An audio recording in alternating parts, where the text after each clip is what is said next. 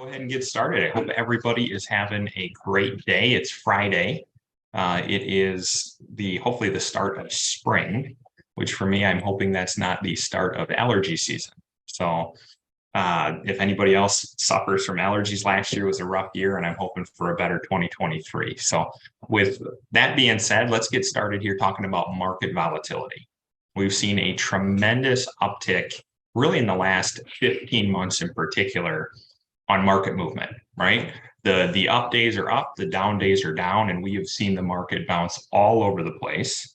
And everybody who's jumping onto this call, and I think we have over 60 people already jumped on, and there's more coming. Everybody has questions that are out there around what in the heck is going on, and then what do we see going ahead? And then obviously there's some banking things that you hear about in the news that we also want to discuss. So I'm big on agendas and working through agendas. So we're going to touch on four things today. We're going to talk about where we are right now in the markets, just get a nice general overview. We're going to discuss some of the key factors that are going on. We're going to look ahead, and then I'm going to go over a few concepts as well, where there's opportunities in the marketplace right now. And these are very much so overlooked by most people, and there is some tremendous opportunity out there in a positive way. So let's get started. So the theme of today is with change in volatility comes opportunity. If anybody that's on this call was on my end of year review that I did, so last quarter, this was the same theme, and it has not changed, right? There is still an extreme amount of volatility that's there, and there's still a tremendous amount of opportunity in the right areas. And that's the key piece that I want you to pay attention to, is in the right areas. So with change in volatility comes opportunity. Just keep that lens on as you're taking notes and going through here. I'm going to do a lot of education, and then I'm going to have some spots in here for key takeaways where I really want to make sure that you're capturing that information and taking it down. So the first piece that we're going to touch on is just where are the markets right now? And I pulled this morning in preparation of the meeting. So this is as of 9:01, Central Standard Time today. And you can see the S&P, which is the Standard & Poor's 500, it's the largest 500 corporations in the United States, is down about 13% in the last 12-month time period. So from last March 24th to this March 24th, the market's down about 13%. Now you can see the violent swings we've had throughout the last 12 months, right? The second quarter of last year is really where you started to see, the Russia-Ukraine conflict come to a head. You started to see inflation continue to just skyrocket, and actually peaked out right around June. And then we saw a nice recovery going into the third quarter. And that's where you heard the term transient. Inflation was supposed to be transient. They thought that it would be temporary. Interest rates were going to start to come down, was their hope. And then Fed Chairman Powell came out and said, no, we're going to start to increase interest rates at the fastest pace in U.S. history, right? And we saw 3/4 of 3% or 3/4 of 1% increases month over month over month. And that's really where the market started to dip. Now we saw a bit of a rebound in the fourth quarter. And since that time period, we've really been bouncing around sideways. So if you're watching the news, if you're hearing different things out there, this is what you're seeing. And you're saying, okay, a 13%, year over year reduction in the S&P, but it doesn't tell the whole story. And the reason I bring that up is if you look at the timeline that's on my screen right now, from December 31st of 2021, so the beginning of 2022, that was when the markets were at their all-time high. And you look at where we are right now, the markets are actually down about 17.48%. So it just gives a better depiction as we continue to go along. And the reason I bring this up is everything in life is about the story that we're telling ourselves. And I want to make sure you have an accurate depiction that we did have a lot of volatility in the marketplace in the first quarter as well, right? So in the last 15 months, the market's been down about 17.48%. Okay, so that's where we're at right now. And if you see those numbers, or when you see those numbers, and you ask yourself, what is going on, or what caused this? And I'm going to pivot for a second before I click this next slide. And I do want this to be fairly interactive. So I have approximately 20 to 25 minutes, depending how long I go into stories and so forth, of content for today planned. But I do have quite a bit of time at the end set aside. When I say quite a bit, maybe 5 to 10 minutes of time set aside at the end to go through questions that you may have. We've had a large uptick in questions from clients here over the past week to 2 week period, just with everything going on out there. So I want to make sure we spend some time diving through those in detail. So on the bottom of your screen, you'll see a Q&A section. All you need to do if you have a question is click that Q&A box. That stands for question and answer. I have Jenna Tranel, who's the president of our company, on here with me as well. She'll be able to be able to get me that information from those questions, relay, that's the word I was looking for, relay that information over to me where I can get those answered for you, and we'll do that at the end, okay? So as we look through, as I said before, what's going on in the markets, it comes down to 4 big pieces, and some of these are redundant. Interest rates continue to increase, and we're going to touch on that quite a bit. So remember, interest rates are going up due to high inflation, and we're going to unpack that. There's some banking concerns that are out there, right? Silicon Valley Bank, Signature Bank, we've heard about, Credit Suisse Bank, all these different things that are in the news. I want to really unpack that and go through that in detail to calm some nerves for individuals. There's a lot of world unrest. There's uncontrollable factors out there. You look at the issues with Ukraine, China, you hear all of these things in the news as well. We're going to unpack some of that. And then we are going to dive through some of those opportunities that I'm talking about or referring to. So high inflation starting to decrease. So that's the positive news. If you look at the chart on the right-hand side of the screen, as I mentioned before, last June is really where we saw inflation, or the CPI report, start to hit its peak. And if you were tuned into our previous webinar, our anticipation was rates were going to continue to increase and we would slowly start to see inflation decrease. And that's exactly what we've seen, the last roughly 9-month time period, is rates have started to or continue to increase, and we are seeing inflation start to decrease, okay? A lot of the inflation, or deflationary pressure, I should say, we've seen a reduction in gas prices. That's a big driving force. We've seen a reduction in energy prices.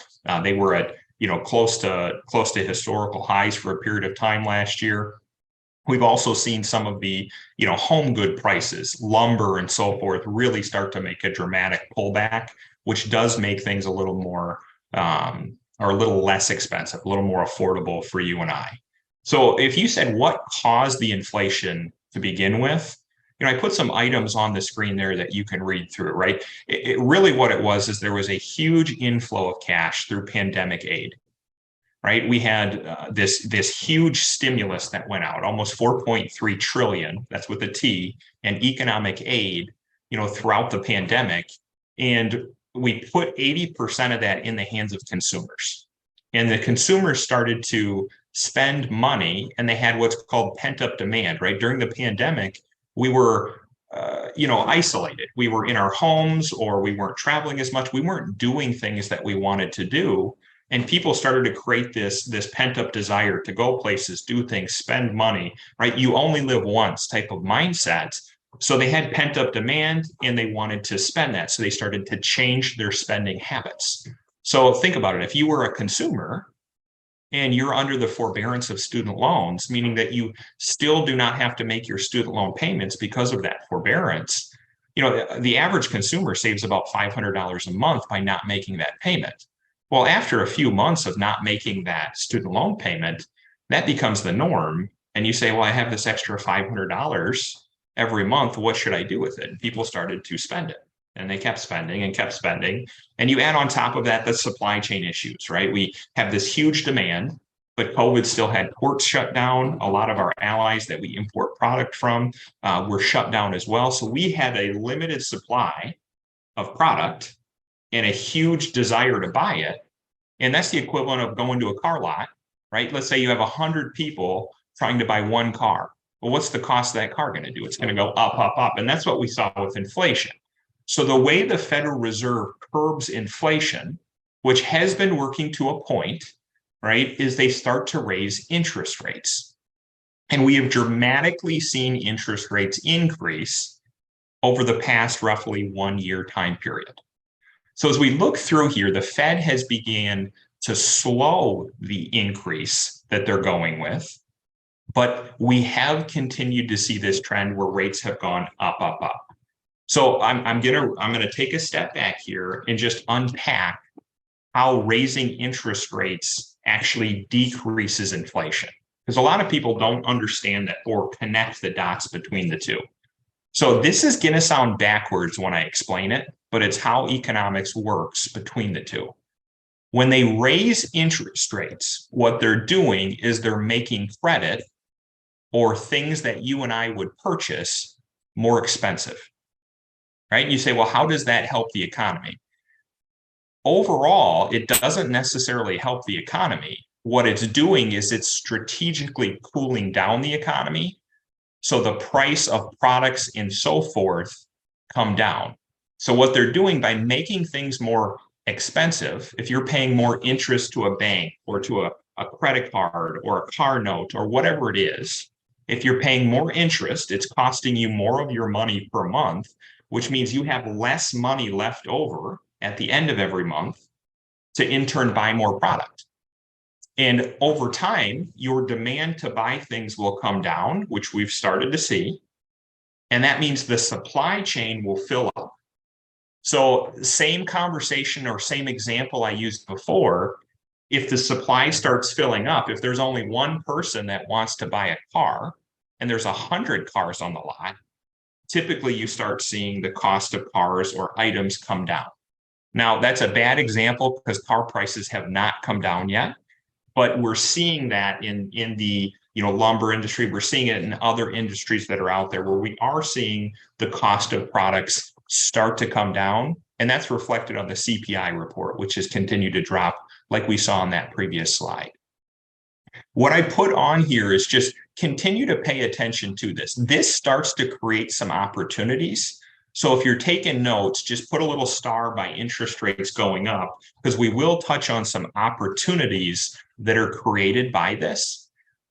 Also remember that if you look at inflation, and I know I'm skipping back a slide, but if you look at inflation, the hidden factor with inflation, in the hidden factor with the CPI report and everything that's out there, is inflation typically stays around. What I mean by that is if you see the price of let's make something up here. Let's say that you see the price of an item at the store you want to purchase, the price of a toilet, let's say. Okay. I recently purchased a toilet. So, and I don't know if you guys have purchased toilets, they're expensive, right? So, if the toilet pre-pandemic cost $120 and now the toilet costs $200, but at the pandemic peak, it cost $240. On paper, it would look like inflation decreased, right? It was $240 at the peak. Now it's $200, right? It's down $40, and then we would celebrate that. But when you take a step back, it's still increased from $125 to $200, right? So it's still up exponentially from where it was. But what we are celebrating is that it has come down in price compared to where it was at the peak. So interest rates are to help with that. So a few talking points on interest rates increasing. Pay attention to what you're invested in.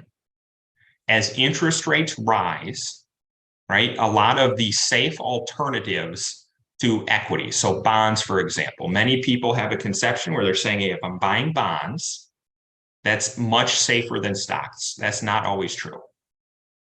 That's 100% not always true.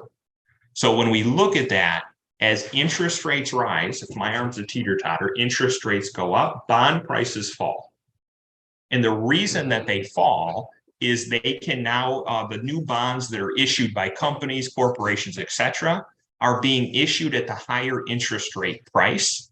So why would someone want to buy your bond from you if you wanted to sell it, if they can buy that same bond for a 2 or a 3% higher increase, which means your bond is now worth less money? So pay attention to what you're investing in and how you invest. That's something we're going to touch more on here in just a second. third piece, and this is a piece that I think a lot of you that are on here really are interested in hearing more about, is the banking concerns that are out there. We actually did a video just on this, and shoot us a message on the Q&A if you'd like that video sent out. It gives a little more in-depth detail on that. But the banking concerns that you hear about, especially with SVB and Signature Bank. So just know, before we even dive into this, there's FDIC insurance through banking institutions, right? So if you go to the bank, at any bank, you go to your local branch, whether it's JP Morgan Chase, whether it's, Great Lakes Credit Union, wherever it is, they're going to have some FDIC insurance attached to their deposits. So for each consumer, right, for an account that you open, you get up to $250,000 of FDIC insurance, right, per person per account. So for most institutions, if you have a joint account, you can have up to $500,000 of FDIC insurance on that account. So where that comes into play is if something like this happens. So what FDIC insurance does is, if the bank fails or if something happened, they will insure up to that amount, meaning that they'll make sure that that amount stays in your bank account. So if you had $200,000 in a checking account, the bank failed, right? On paper, it's going to say, oh my gosh, what am I going to do? But they're going to put that $200,000 back into your account, right? The Federal Deposit Insurance Corporation is who does that. There's fees that are charged to banks and by banks that fund that. So that's what it is there for, okay? SVB stands for Silicon Valley Bank. And this is more of a niche issue that occurred in both of these scenarios than it is a contagion, meaning that I do not see this being something that's going to be widespread, but it is something to pay attention to, okay? Especially for your, smaller mid-sized banks that are not well diversified. So Silicon Valley Bank, I want you to think of that name. Where's it located?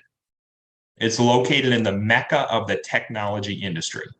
So when I say they're under diversified, what Silicon Valley Bank did is they lent their number one business that they lent money to was small technology startups and IPOs, initial public offerings. Those are both very aggressive sectors. So think of the market last year, right? The market was down substantially and interest rates rose.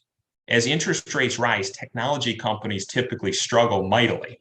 So here you had technology sector down. The number one business that SVB lent money to, right, was technology.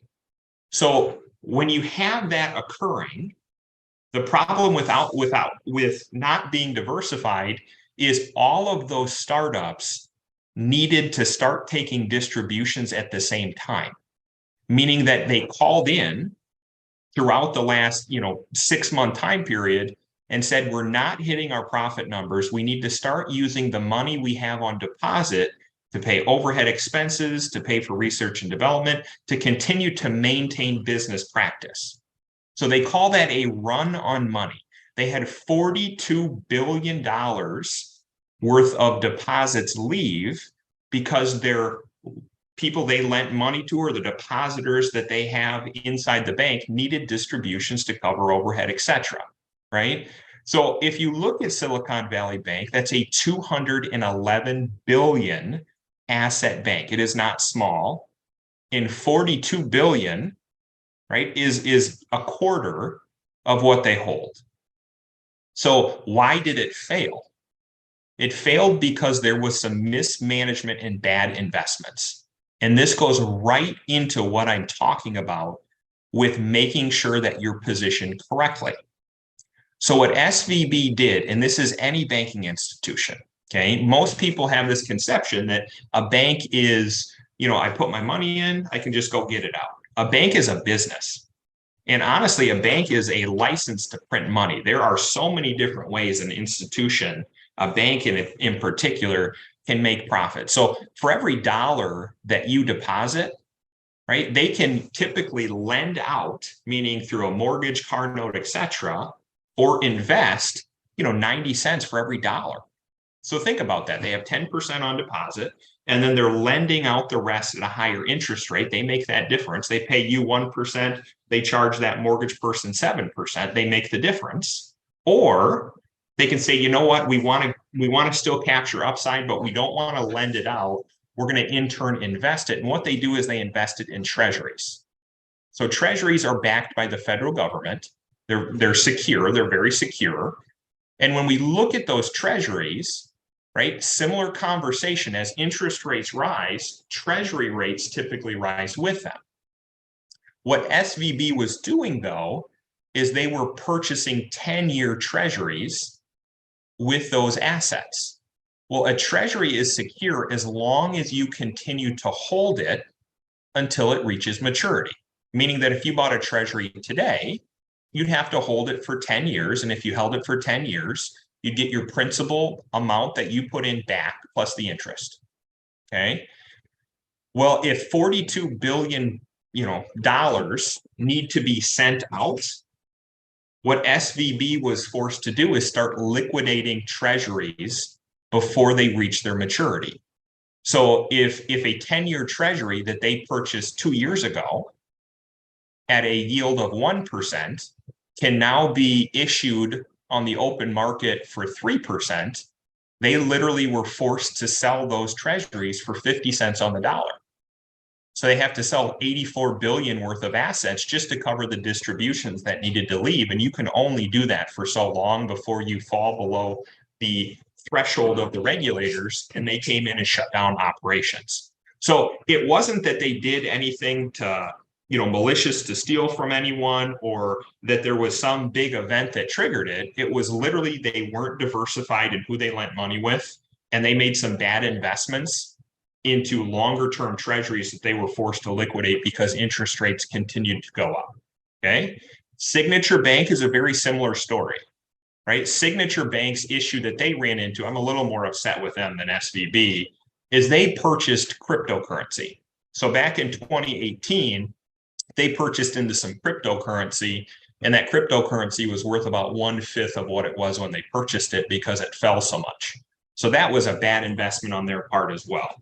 What the federal government did is they stepped in right away and said, we are going to insure these depositors. They did not want to see this become a fear where people were calling every bank and trying to withdraw money on those institutions, because they are very solid and heavily regulated. And that's why they came forth and ultimately said, no, we're going to insure these individuals. SVB was a business bank.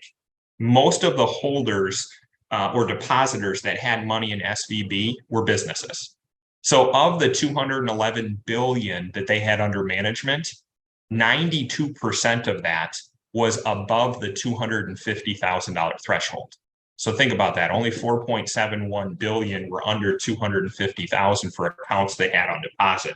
It would have been a much wider spread ripple effect if the government did not step in and make those institutions whole. So just be aware of that. So I got a little long-winded there. My apologies. I hope I gave you some education. What I want you to take away is it is something that we are watching. It's something that you should pay attention to. But if you're below the FDIC and threshold, which you should be, and you want to make sure you are, and if you have questions, if you're above that, give me a call, because there's other things you can look at that I can help with, called basically shared FDIC insurance or multi-banking type of deposits. But basically, as you look through those different things going forward, I do not see this being a contagion, right? The government is very much so involved in monitoring this and so forth. And it was one of those niche focused areas where these banks were not well diversified, not prepared for something like this. So next talking piece we're going to talk about is world unrest. So there's a lot of stuff that's occurring in here, or occurring in the world right now. Ukraine and Russia, right? We continue to go head to head. Now you're hearing China and Taiwan, and now China and Russia in the news more and more. Just know there's a lot of things that we have no control over. Do not lose sleep over this, because you have no control over any of it. What you have control over is how we prepare and how you react to any situation. So you want to know you're in good, solid companies that you need regardless. You can also take a step back further and say, okay, what opportunities are created because of this, right? So you look at some defensive type companies, right? A Lockheed Martin or something like that. There's opportunities that are arising because of some of the, continued fear, I would say, that's being put out there, right? We also are hearing technology or an information faster than ever before, meaning that things that were occurring in the past that were just occurring that we didn't know about, we now know about real time, which generates some anxiety, especially if you watch the news. I mean, there is just so much negative everything that's out there right now. And I think that's just the phase of where we're at with information shared, because statistically, people pay attention to, negative information more than they do positive. Right. And it's very interesting to think about. But if you're driving down the interstate and you see a car accident, everybody slows down to look at the car accident. Right? If you're driving down the interstate and you see something positive occurring, typically we're not paying attention at all. We're going to continue to drive down. So people pay attention to negative news. And I think that's why we just continue to breed this negative sentiment as a whole. And eventually it will turn. And when it turns, that's when markets continue to rise and we see more of that long-term growth. Key takeaways. Okay, these are some of those key takeaways. So if you're taking notes, pull that pen out. Okay, so 5 bullet points. Number 1, interest rates are now creating some opportunities we haven't seen for 15 years. So interest rates are going up. We're seeing, mortgage rates have increased and so forth. Car notes have increased, all those different factors. But interest rates, if you have, we call it lazy money, if there's money on the sidelines, we're starting to see some opportunities that are created. I'm going to talk through a strategy. We'll actually most likely do a webinar just on it. It's called arbitrage. So for those of you that aren't familiar with that term, by definition, that is taking an asset and generating a return off of that asset and then reinvesting into something else that continues to grow for you, right? So it's using your money to compound and grow you more money in the right sector. So there's a strategy that we've created here over the last few months that we've been using with clients for using basically safer options to arbitrage and continue to get long-term growth. Low risk investments are starting to really attract some individuals. And anytime you hear the term lower risk and you can get an attractive yield, I'm all for it and my clients are all for it. So I love it. There's the ability to reduce risk for the future, right? So looking at a portfolio, you say, oh, how do I still make some money off of my investments or cash, but I don't want to take a lot of risk? There's some great opportunities that are out there now. And then we need to look at using our assets differently. And what I mean by that more specifically is, okay, what do we need to draw income from now or over the next few years? And how do we pull that income in without having to be susceptible to the market or worry about our principal value one way or another? And then how do we still continue to compound and grow during those times? So those are key takeaways that we have. We'll actually do a webinar on some of these in the future. So a couple opportunities that we have here. So tax loss harvesting. Talked about this at the beginning of the year. I'm going to talk about it again. So tax loss harvesting, over the last 5 years, the market has had absolutely a large amount of tremendous growth. So rather than get out of the presentation, I'm just going to pull a 5-year window of the Dow, and you can see how it's exponentially shot up over the last 5-year period. What's that's created is it's created a lot of people that have after-tax accounts. So tax loss harvesting is not something that you would look at if you had an IRA or a 401k. That money all grows pre-tax. I'm talking about accounts that are like in joint tenancy or money that you invested after it was already taxed. They call that after-tax. So what we look at there is if you had a substantial gain in the past and you put in 10,000 and that 10,000 is worth 30,000, and you went to liquidate that $30,000, you would pay capital gains tax on the 20,000 of gain. Well, if you're invested in 4 or 5 different companies, or even further, 10 or 20 different companies, there's certain companies that over the last few years have probably done really well. And there's certain companies that have probably struggled. Well, you have to assess that And I typically, when I tell clients, I want you to look at this at least quarterly. And the reason I say quarterly is a lot can change over a 3-month time period. So as we look through it, you're saying, what can I sell at a loss to offset something at a gain? So if you have a company, by all means, don't go through and just sell everything at a loss. If it's a really good company, it just happened to be down because the market's down or the sector's oversold, don't sell a good company just to sell it. But I've got a lot of clients, for example, that hold a lot of Abbott and AbbVie just because they worked there for a long period of time. They received it from their employer. And let's say that their cost basis is little to nothing. Well, they know that for a long time, too much of their portfolio is just in this one stock, but they didn't want to sell it because they had this substantial capital gain. Well, as long as it's a long-term capital gain, which just means you've held the asset for more than 1 year and 1 day, and you have a long-term loss, which means you've held that asset for more than 1 year and 1 day. Let's say you have $10,000 in losses, you can now offset that $10,000 in losses against the $10,000 of gains that you have in that company. So in Abbott or AbbVie in that example. And what you're doing up is you're now freeing up that capital tax-free that you could take as a distribution if you had an expense that you could reinvest in something else that you saw a better growth opportunity from. So there is a lot of silver lining with this, volatility we've seen where we can now tax loss harvest where we couldn't before, right? Without incurring a lot of tax. Roth conversion, something to look at. Absolutely, right? With a Roth conversion, if you have IRA money that you're not going to touch for another 10, 15 years down the road, I could do a whole webinar just on this. Now is the time. You want to do a conversion when the market is down, because what you're doing is you're paying tax on the money as ordinary income when you convert from a traditional IRA to a post-tax or a Roth where it grows tax-free.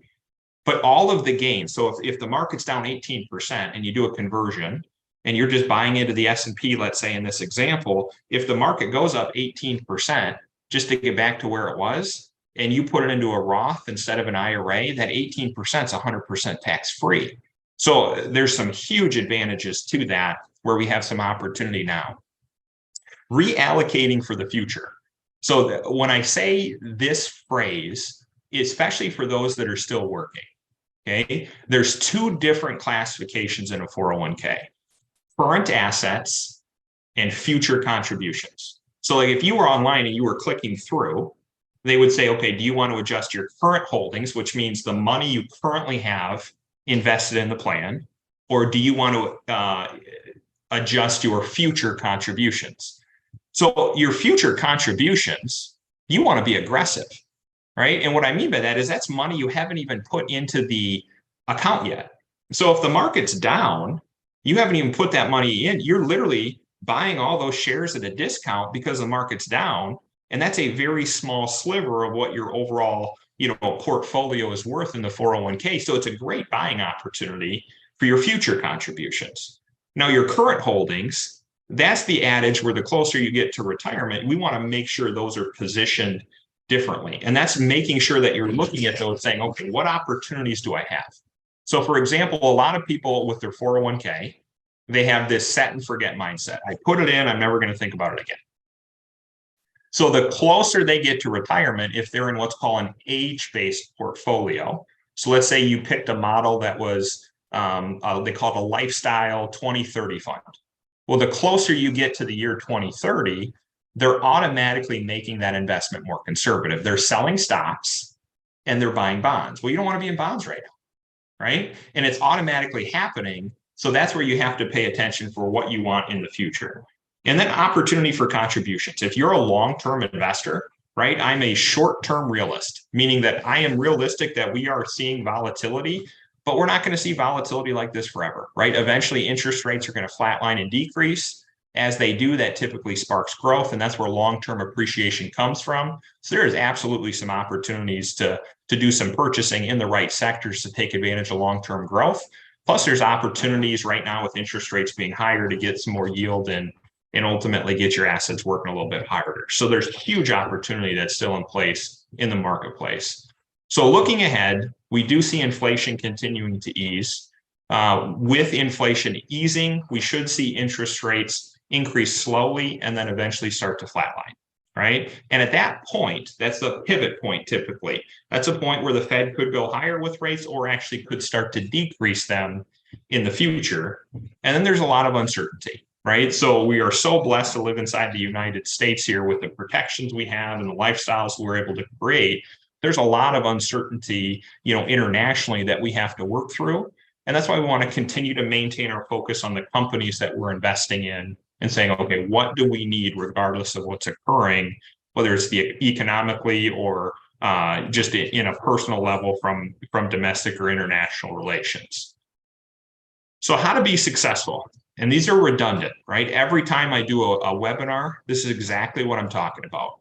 For people that are, close to retirement, retired, really want to look at, I don't want that market risk, continue to focus on companies and holdings that you're going to need their product regardless of what occurs, right? I always joke with my clients, right? You're not going to buy less toilet paper just because, the market's down 300 points, or you're not going to stop buying your food just because, something occurred, right? You're always going to need those items. And what we also find is those are the items that become very well insulated from inflation, right? So if the cost of food goes up, it sucks. Let's be honest, right? It sucks. Nobody wants to pay a bunch of money when they go to the grocery store, and it seems like you can spend $100 just putting 4 or 5 items in a cart, but you still buy it because you have to, right? And you might buy the off-brand, but a lot of the off-brands are manufactured by the large corporations. So just continue to focus on those items you have to have. Know what you're invested in and properly position yourself to make sure that you're as efficient as possible. So it doesn't matter if you're a really aggressive investor or a really conservative investor. You want to make sure you're positioned properly going forward. And that's where we obviously can help with that. Focus on the long term and not the now. Everybody gets stuck in the now, and there's so much that's occurring out there day to day. Continue to maintain and focus long term. The last thing you want to do is say, the market was up here at the beginning of 2022, right? We were way up here and now we're down here. I'm out, right? Well, you were up here, even getting back to that point and beyond, we will see it, right? But you got to continue to maintain that long-term focus that you have. Add to your accounts, keep adding to your 401k, right? Keep dollar cost averaging. If you're not taking distributions from your account, keep reinvesting your dividends. Buy shares at a discount. We're granted this opportunity. If it's your long-term money and you're not planning on touching it, you want appreciation, this is where you can continue to capitalize on that appreciation long-term through the additional shares that you're purchasing. And then insulate yourself. Insulate yourself and your income, whether it's through dividend aristocrats, whether it's through yield, whether it's through assets that generate a high yield at a lower risk, wherever you're at on that investment scale, insulate your income where you're not forced to spend down a large portion of your principal. And that's how you'll see capital appreciation. So you're living off the interest versus touching principal and now having less shares to grow in the future. And so income now versus growth later. Continue to ask yourself that question. When do I want to touch this money or need to touch this money? What is the goal with this money? And then how do we put it to work? Right? Those are the key pieces that we'll look through. With that being said, I'm going to open it up to questions. I know I talked a bit fast there, but I got long-winded on the banking page. I'm going to open it up to questions, Jenna. Is there any questions that have come through that we'd like to answer? Absolutely. You did a phenomenal job. Thank you. And we have a decent amount of questions, so stay with us as we go through some of this, okay?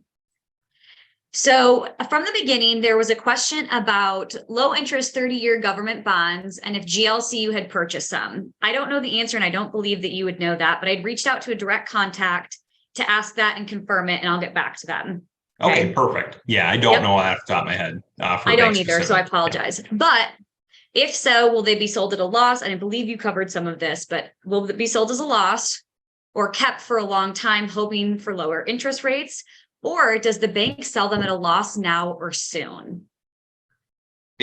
Well, so I can go a little bit more into depth on that one. If there's no run on cash, and what that means is there's not a large percent of, depositors that need distributions, there's no reason for them to liquidate those investments, right? So they're going to continue to hold them, and they're going to, continue to have them. And when they mature, now it becomes available. Plus there's the interest that's there.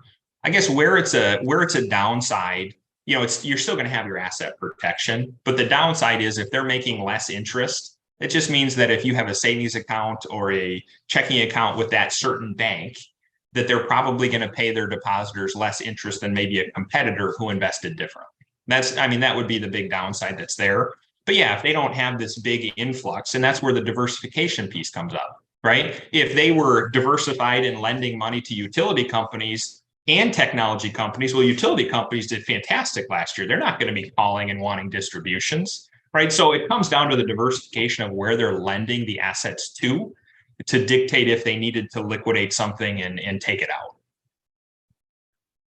That was a great answer. Thank you. So we're going to dive a little bit into some further questions about the SVB situation that had occurred. Okay. There's another question that had been asked on, there were many thousands of layoffs with the SVB, Facebook, Twitter, etc. How will that affect banks and the economy in general moving forward? Well, so the layoffs weren't necessarily impacted directly by SVB. There may be layoffs that were more temporary because they couldn't gain access to the funds that were in there to pay payroll. But those will all be made whole, meaning that they had access the following Monday to be able to start taking distributions from the accounts again to make payroll and so forth. So, the tech industry as a whole, you think of like Facebook or Meta, right? You think of, Google's and so forth, right? That is a highly it's a highly turned over industry. You see layoffs that occur all the time in market cycles. What these companies do is that as they want to grow and build up, they end up overhiring because they can get more production when times are good, knowing that they're going to lay off when times are not good or bad. And we have lots of clients that we've taken through this process where, they might have been laid off 5, 6, 7 times in the last 10 years just because of the industry that they're in and such a high turnover industry as a whole. That does not necessarily create any type of ripple effects within a bank or SVB, the layoffs that occur. Now, what it does is it drives down inflation and it could cause interest rates to start to decrease. Now, this is where I'm getting really in the weeds here. So I'm going to try and summarize, and I'm sorry if I'm getting too nerdy. So basically what the Federal Reserve is doing when they're raising interest rates is they're trying to increase the unemployment number. So think about it. Our unemployment number in the United States has been at historical lows for about the last roughly 4 years. So as we look at that, our unemployment has been low, which means that there's jobs and opportunities out there, but there's not necessarily enough people to fill them. So that means that wage increase actually goes up. So if wage increase goes up by 10% and inflation's up by 5%, people still have more money than the cost of goods going up. So are they going to stop their spending? No. When increase in unemployment goes up, you'll see a more dramatic impact on spending, and it should drive inflation down faster, which should cut rates, which would be positive for institutions in that example, because they might be holding something that pays a higher rate. So it's all interconnected. The layoffs obviously are bad for the individuals that are laid off. They're not good for companies because it means their profit wasn't there, and that's why they cut them. Right. So I'm not making little of that, but they're two totally separate subjects that occurred in that instance. Okay. Thank you. That's great information. The next question is, are our investments at the Tranel Financial Group FDIC insured? So great question. So investments as a whole are not FDIC insured. Through the Tranel Financial Group, if you have an account, let's say with Pershing, which is one of the institutions that we clear through, they have a money market or they have a savings account or deposit, and it's through Dreyfus, which is backed by Bank of New York Mellon and about 10,000 other banks inside of there. Anything held inside of that, you would see it says, DIDC or FDIC behind it. That does have the insurance attached to it. So if you're invested in Coca-Cola or Clorox or a company like that, anytime you're invested, right, there's no FDIC insurance, which means that stock or that holding can go up and down. But the money market holding that you have inside of your account, if you're holding cash there, that does have insurance that's attached to it. That's part of a multi-banking insurance, which means you can actually have up to 2.5 million per investor in that and still have the FDIC insurance because they spread it out amongst so many banks to reduce that risk. So yes and no, right? Your normal investment tools, no, there's not any FDIC insurance attached to a stock or a bond or a mutual fund. But inside that money market, yes, there's insurances in place. Awesome. Awesome. I have another one about SVB. Okay. This person finds it hard to believe that many tech companies had needed to withdraw funds all at the same time. The president of SVB sold $3.5 million for the stock at the end of February. Besides bad investment decisions, what effect did this have on the collapse of the bank? So it wasn't that everybody needed it at one time. What it was is it started because so many people needed distributions over a short period of time, and then they had a run on the bank. So what happened is as soon as and this is, I'm sure that you're going to see it investigated with their leadership team and executives. It's called front running. They went through there and sold out before everybody else did. And there'll be an investigation there. It just needs to work itself through the system.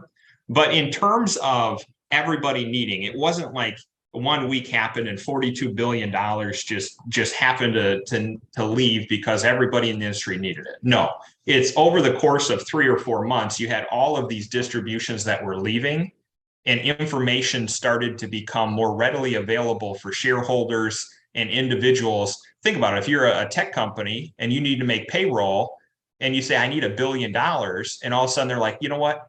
We can't get that to you right now. Well, you're going to go tell everybody else that you know at SVB or everybody else in that industry, and word travels extremely fast. And what they had was what's called a run on the bank. Information was shared just like that. And all of a sudden, boom, everybody who owned a bank account called in and said, I need to take my money out. And they're trying to grab their money as fast as they can. And that 42 billion was the amount of requests that occurred in that 1 week time period that was sparked because of the financial insecurity that started to spread. So when I was giving that general analysis, I didn't dive that in depth, but it wasn't that everybody needed distributions at the same time. The industry caused them to start needing distributions, which started the cracks. That cracks then that were occurring is what spread the word. And that's why we saw a run on the bank where everybody tried taking their money out. Okay. That's good insight. Thank you. The next question I have is, we're actually diverting a little bit from SVB. It says, is it true that stocks were up 300 points as of March 15th? I read that it happened because feds may not raise rates as they had intended. Well, I mean, you're going to see you could see a 200, 300 point swing in the Dow any day. I mean, that's a 1% swing, in today's market, which is crazy to think about, because back in, 15, 20 years ago, that would have been a huge day, 2-3%. Now it's just, that's normal volatility. But yeah, I mean, you're hearing the SVB and Signature Bank. The reason that you heard that interest rates may slow is because that does put strains on the bank. If you purchased a 10-year treasury, and you can't be mad at all banks. Think back 3 years ago, what was a 1 or a 2, a 3-month treasury 3 years ago was paying like 0.02. You got nothing, right? So banks had to find other ways to make investments and make returns for their shareholders and their depositors. So a 10-year treasury is a very secure investment. You just have to hold it for 10 years. Well, if banks put too much money in there, that's where they can run into that risk. So it's not that it was a bad investment by any means. And what happened is, with banks under pressure in the news, the reason people thought they may pivot is the Federal Reserve is who's backing those, right? They don't want to put additional pressure on banks by continuing to raise rates, because it makes those holdings, right, look even worse in that example. So the market did react because, we were starting to price in about a month and a half ago, a 50 basis point increase or a 75 basis point increase to really squash inflation. And they tapered that back to 25 basis points or 0.25%. So just very, very interesting. So I don't know. if that was in direct correlation, right? The market's always pricing things in the future. But yeah, we did see a nice up day on the 15th. I was just literally looking as Jenna was reading that question, Awesome. because of that. Awesome. I have two more questions on here. It's one of the questions. So you talked about purging previously, one of the solutions that you guys utilize on here. It says purging is requiring lots of voting on Eli, Pfizer, Pepsi Cola, Duke Energy. What are we voting for? And how would, well, it says how will TTFG vote, but it would be them. How would you vote, I guess? Yeah, so we'll take note of who that individual is, and then we can respond to them individually. Just to go through that situation rather than dive through that in detail here. That is a lot. Yeah. You're gonna get, I mean, they're called proxy votes. So what those are in general, and I'm sure everybody on here gets them, right? And you're required to, by the way, we can't turn those off because they have to notify you that something's occurring. Usually it's a board of directors change. Maybe it's something that they're looking to purchase, a corporation they're looking to invest, changes they're looking to make, and they need the, the common, group to vote in a certain way. So yes, we do read through those. We have an investment committee that oversees those. If you have specific questions, let us know and we can give you guidance on how to vote. But rather than dive through those ones, we can reach out to that individual and take care of that. And the last question that I have is, seems like there's a lot of commercials out there recommending investing in gold and silver. Yeah. What are your thoughts on that? So gold and silver is typically, if you look at it historically, is a hedge to inflation. So as the cost of goods and services go up, gold's tangible. So silver, you can touch it. And it typically would appreciate with inflation. What people have used it for as well in the past is as an alternative or a safe haven, right? If the country was gone, you'd have gold, right? And gold still holds value because you could trade it as a currency. And it used to be, the gold standard from a currency standpoint. So, a lot of what you see from a commercial, just know I'm not a person who's ever going to talk you out of bringing some more diversification into your portfolio. That's what gold and silver should be used as. It's not a cure-all. It's not an answer to everything that you're doing. Gold and silver does not pay a dividend. You would have to liquidate it in order to realize the appreciation of the gold or silver going up. So it's not a cure-all. What they're doing on many of those commercials, they want to sell it to you because they get paid a really big commission if they sell you gold or silver directly, right? That's the short answer to the question. But I do think that there's a place for gold and silver in a portfolio, but just as a smaller portion, right? So, if you said, I think precious metals are going to go up over the next 10 years and I want to hold it, you could buy some gold and silver and hold it for that period and then have a game plan to say, how do I want to sell it or do I want to sell it in the future? But it's not going to pay any income. It's not going to give you anything like that. It's just a more defensive stance with your portfolio. Okay, awesome. Well, that's all we have for questions today. If anyone else has anything further, please feel free to message into us and we're very happy to help. Absolutely. I appreciate everybody there. If you, like Jenna said, if you have specific questions, reach out and that's what we're here for. So thank you very much.